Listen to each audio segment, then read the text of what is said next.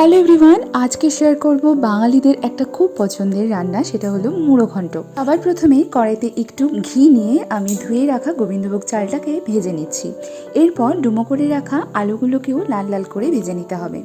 এরপর ওই তেলেই মাছের মাথাটাও আমি ভেজে নেব এবং মাছের মাথা ভাজা হয়ে যাওয়ার পর ওই তেলেই গোটা গরম মশলা ফোড়ন দিয়ে তার সাথে তেজপাতা ফোড়ন দিয়ে কুচনো পেঁয়াজগুলো দিয়ে একটু ভেজে তারপর গ্রেট করে রাখা টমেটো আর আদা রসুন পেস্ট আর সমস্ত রকম গুঁড়ো মশলা, নুন, চিনি, হলুদ, জিরে গুঁড়ো, ধনে গুঁড়ো, লঙ্কা গুঁড়ো সব কিছু দিয়ে খুব ভালো করে কষিয়ে জল দিয়ে ভেজে রাখা আলু আর চালটা দিয়ে ঢেকে রান্না করব আলুটা সেদ্ধ হয়ে যাওয়া পর্যন্ত আর চালটা একটু যেন ফুটে যায়।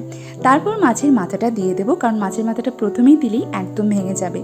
এরপর ঢাকা দিয়ে আরও কিছুক্ষণ রান্না করব চালটা একদম সেদ্ধ হওয়া পর্যন্ত। একদম শেষে গুঁড়ো গরম মশলা আর ঘি ছড়িয়ে গরম ভাতের সঙ্গে পরিবেশন কর বাঙালির প্রিয় মুড়ো ঘন্ট।